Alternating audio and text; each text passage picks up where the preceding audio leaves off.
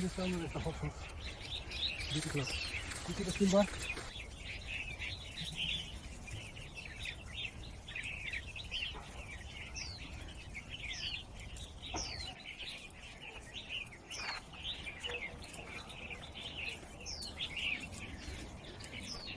दूर दूर चाइना भी नजर आ रहा है टाइपो साइड है सब